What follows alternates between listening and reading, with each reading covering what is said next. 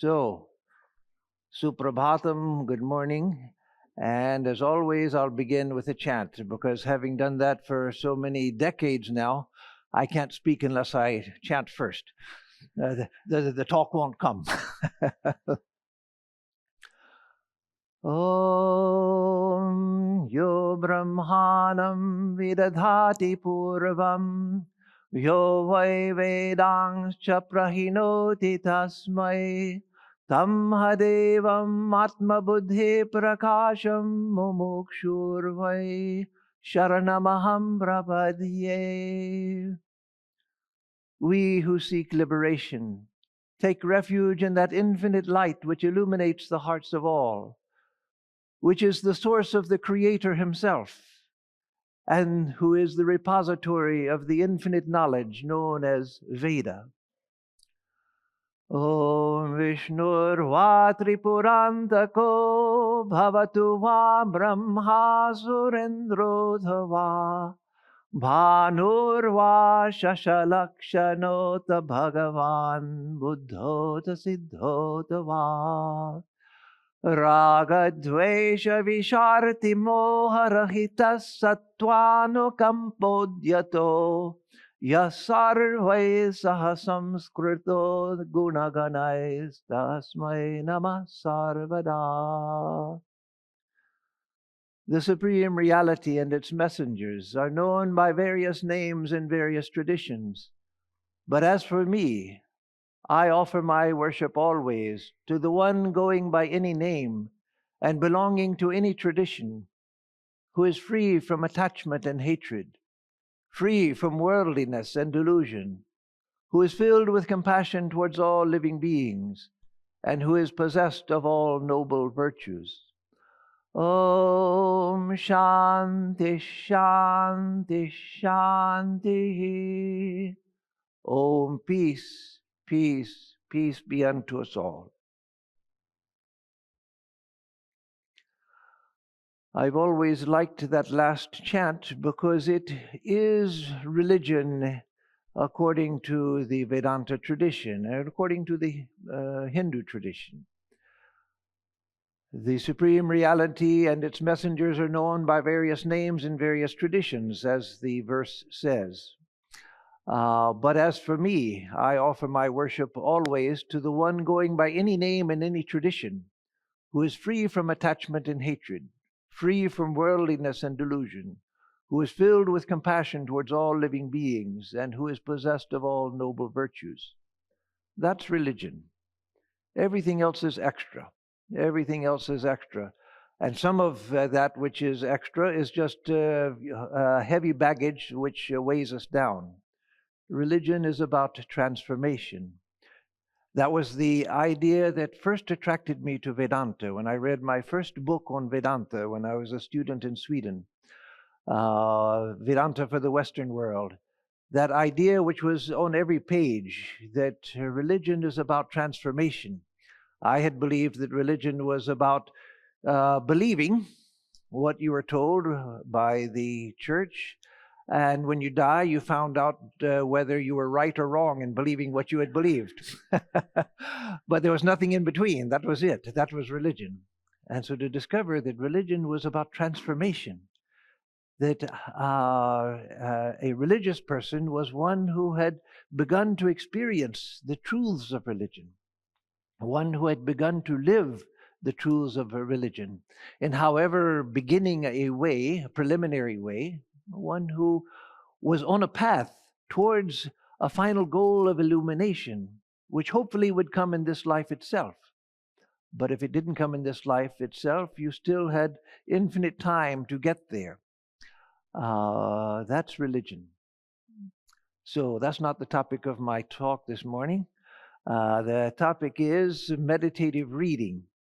And I chose that. I was very doubtful about choosing that as a topic because it sounds extremely boring. Everybody reads, and it's something that anyone who has been to school can do.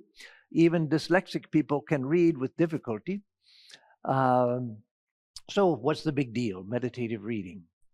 But no, that's because it's something that everyone can do and most people do. I was surprised when I was in Trabuco for several years before going to India and then to Houston and then to France.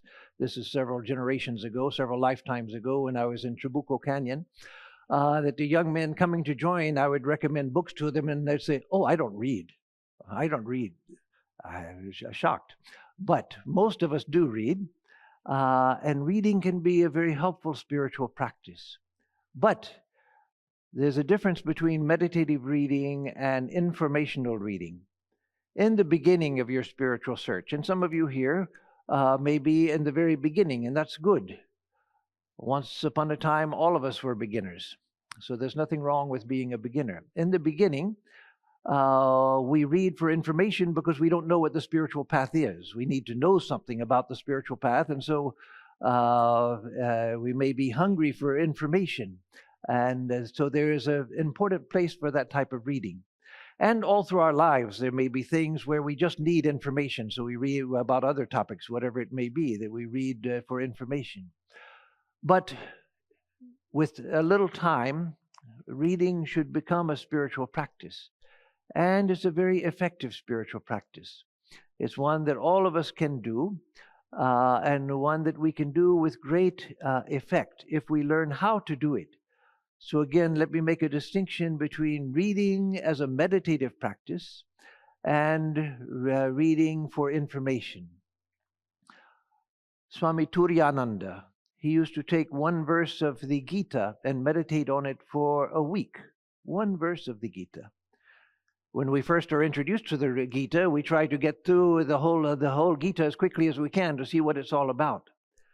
But to take one verse and to meditate on it for a week, most people cannot find that much in the verse to do that. When we can, that's a wonderful thing. But we can at least pause on each verse, and I'll tell you the process to go through in a moment.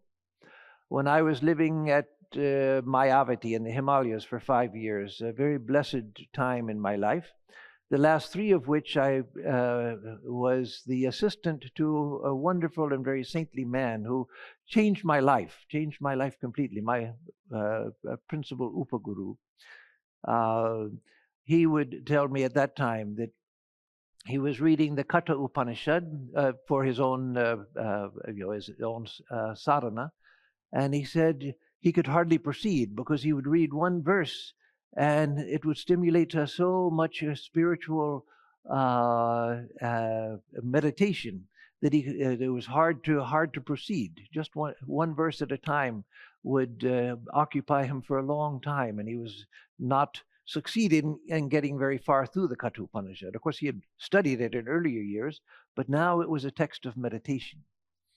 So this is a practice, the meditative reading is a practice in all religions who have a text-based system, like in Christianity, as in Judaism, in Islam, in Buddhism, and in Vedanta.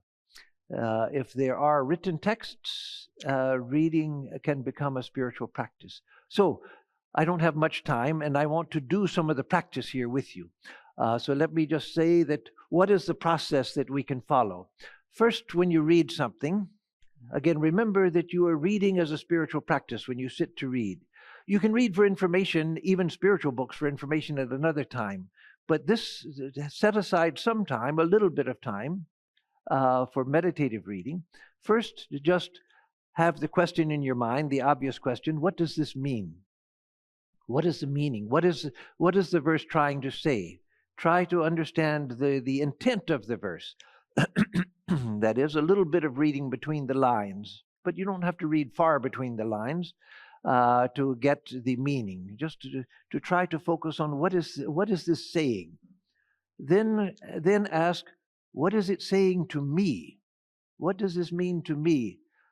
I, who am here and now at this level of development, I don't have to be able to describe my level of development, but I know that I'm here now, and I know who I am, basically in the phenomenal sense, in the ordinary sense. And so what is this saying to me? Yes, you may be reading a high text like the Ashtavakra Samhita, because this is a practice not just for devotion, but for all different yogas.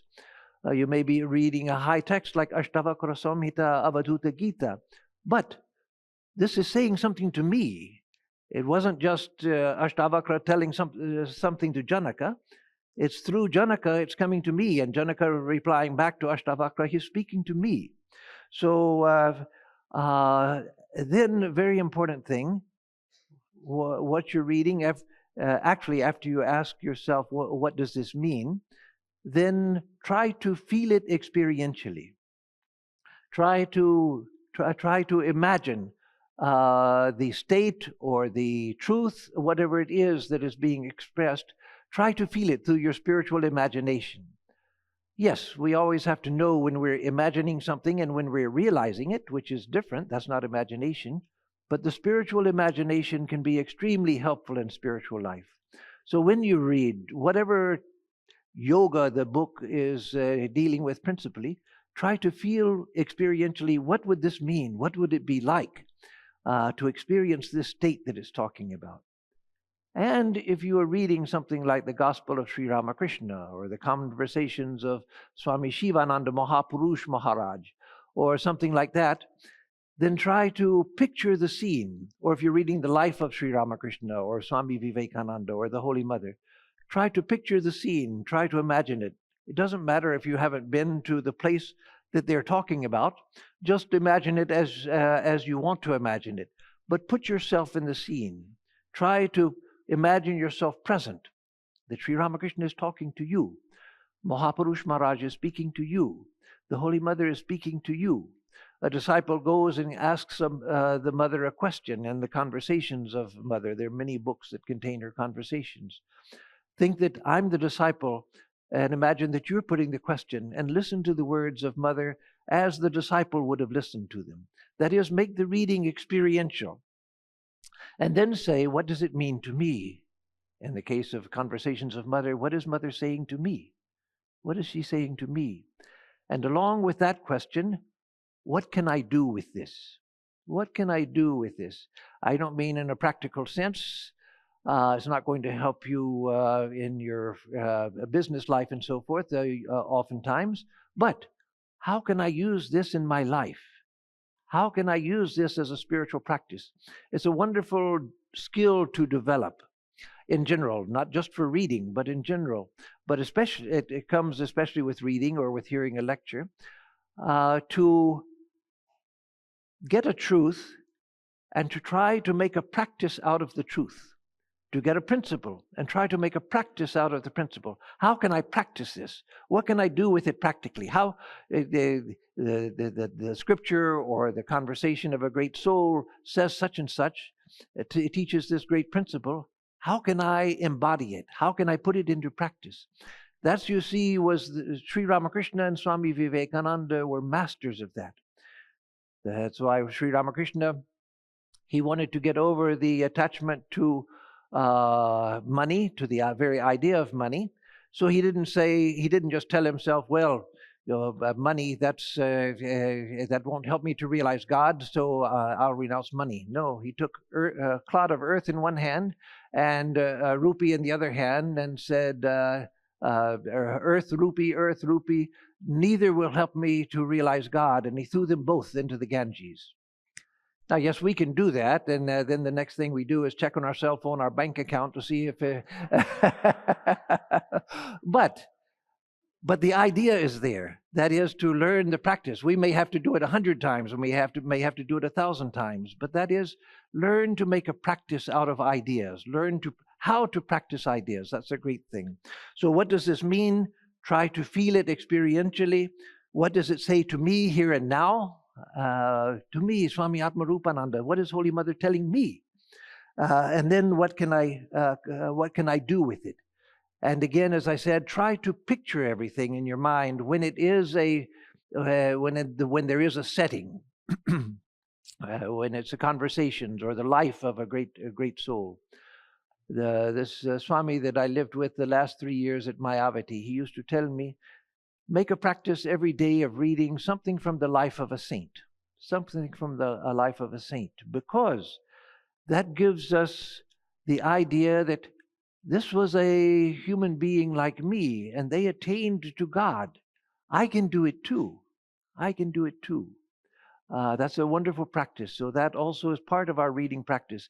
So for reading meditation, you take a text which is directly spiritual, by or about a spiritual master, a person of realization, because that is what will give you the depth when you read meditatively.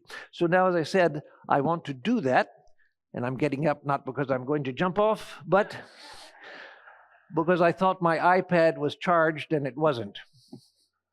When suddenly I was getting ready to come here, I looked and saw, oh my God, it's almost dead. So hopefully this will last. If not, I can move the chair. And what I've chosen for reading is some things that most of you probably have not read.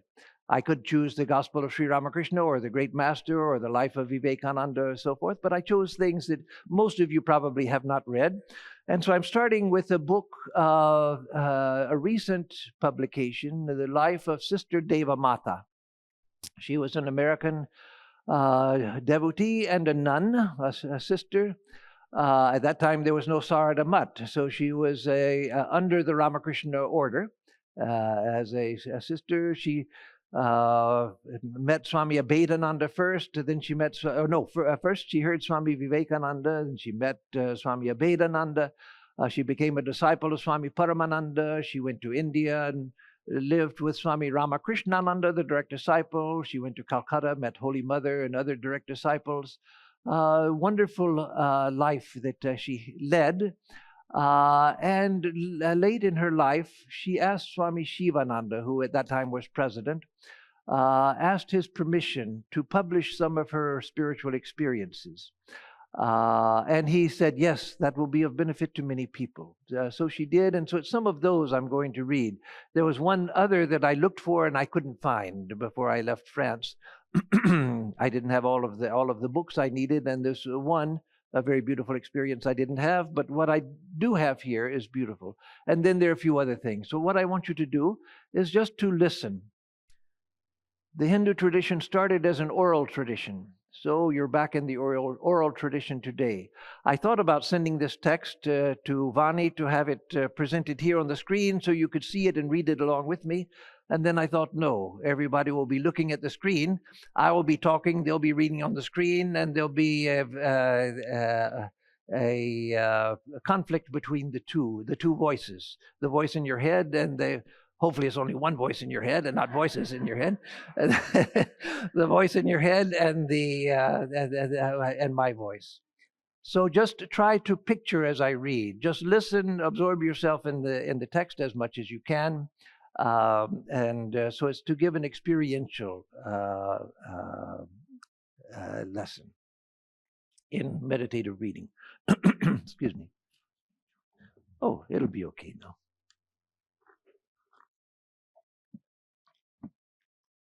So she's talking about her visions at the beginning of her spiritual life. These visions, she says, were not psychic visions. They were not dreams. They were not imaginations. Nor was the Great One who came in them an apparition. That is, the Great One is Sri Ramakrishna, who is the presence in all of these visions. The warmth and radiance of his being were clearly perceptible. And in my being also, when the presence came, there was a peculiar, unaccustomed glow. It was as if a bright light was flashed on in every atom of my mind and heart, and even in the body. Sometimes the glow preceded the presence of Sri Ramakrishna, as if to herald its approach. Sometimes it came with it, but always its influence lingered after, for hours, and even for days. So then she tells of her first experience after she had heard Swami Vivekananda speak in New York, but before she had joined the Vedanta Society of New York. One afternoon, as I sat alone in my living room, troubling over my aimless future, suddenly two figures stood before me.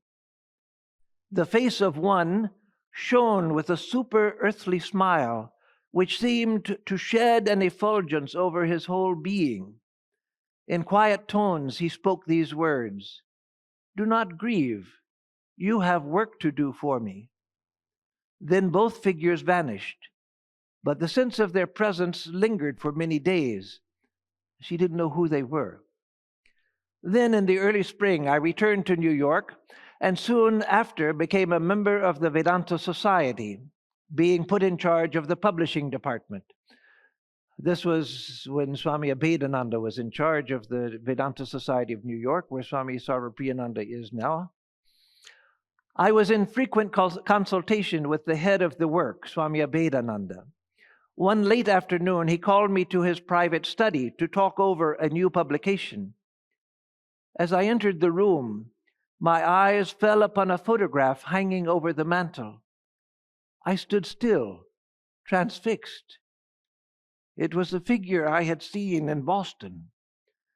I walked quickly across to the fireplace and asked almost abruptly, "Of whom is this a picture?" The head of the work replied quietly, "It is my master, Sri Ramakrishna." Let me add here, because she doesn't explain it, the other person in the vision that she had turned out to be Swami Paramananda, as she knew when he came some years later to New York, and who became her guru. A year passed after this experience. The anniversary of Sri Ramakrishna's birthday came. It was observed very austerely in the New York Society. Of the 50 or 60 members who attended the celebration, scarcely one tasted food or drank even water from before sunset on the previous evening until after sunset on the evening of the birthday, Nirjala Upovas. The last hour of prayer had come. We had been told that whatever we asked for in this culminating moment of the day would be granted. I could think of nothing for which to ask. No desire entered my thought, or rather, only one: to see Sri Ramakrishna again.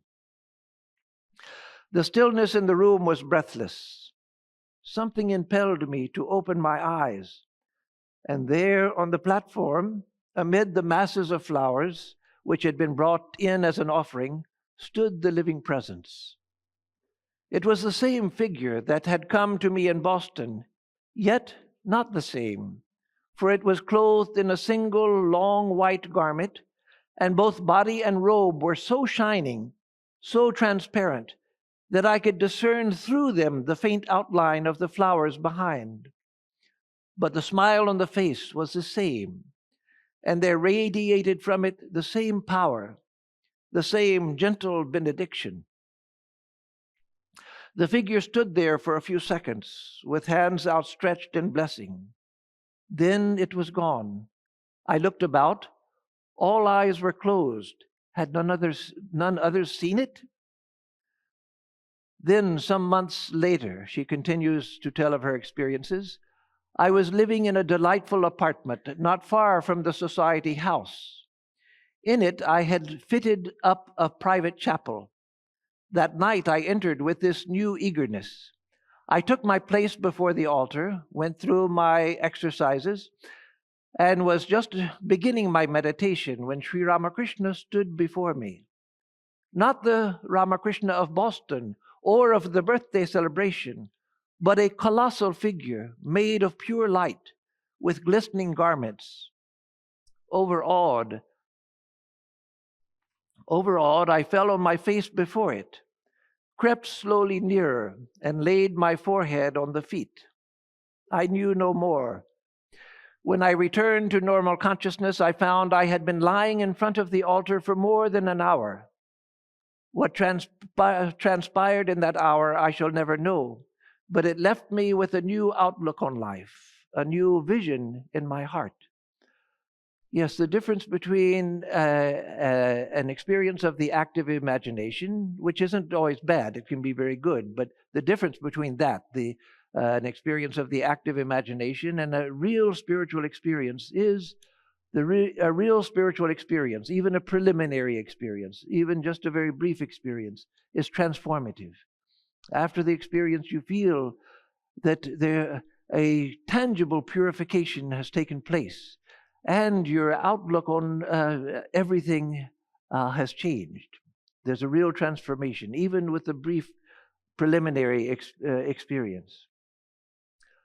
At the hour of meditation on the following evening, Sri Ramakrishna came again in his usual form, but surrounded by a glowing light. As I gazed at him in devout wonder, he cast off his body as he might a garment and stood clothed in light alone. He seemed, however, less overwhelming, less awe-inspiring than at the first coming. A subtler tenderness lingered like a fragrance about him, taking away all sense of awe or fear. A third day he came, again at the hour of prayer. He looked more like the photograph over the mantel, which had first told me of him, but his body seemed only a lantern in which burned a dazzling flame, sending out broad beams of light all around him. No word was spoken, neither on this nor on the previous days, but from a silence that was radiant and charged with meaning, I had learned that whether clothed in an earthly body or manifest in super-earthly glory, Sri Ramakrishna was a living presence, moving among men to aid and bless, to guide and shield in the fullness of his love. I've known other people who had similar experiences, maybe just one, maybe more. Devotees who, it was clear from getting to know them, they were not speaking from imagination, but an actual experience they had. And one of the things that's always told is the radiant smile of Sri Ramakrishna, the loving smile of Sri Ramakrishna, the loving, protecting presence that he is. The spring came. Excuse me.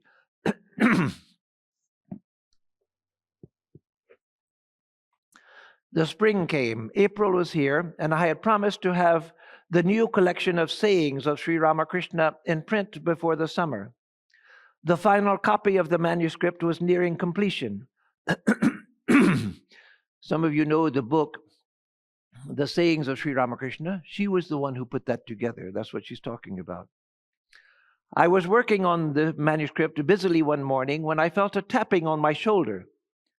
I was alone in the apartment, so I thought that some moisture had condensed on the skylight overhead and was dripping down.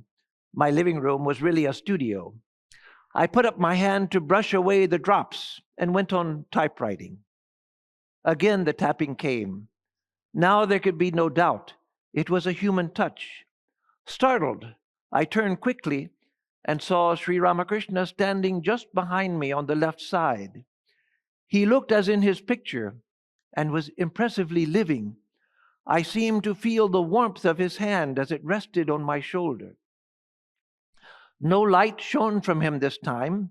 Only the radiance of his smile made him luminous. He was dominantly a human figure, a human presence this time. He remained for a brief moment, then disappeared.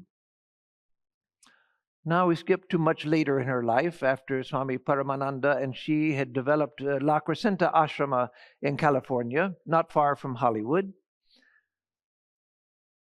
She talks about going into the chapel at the La Crescenta Ashram, which is still there.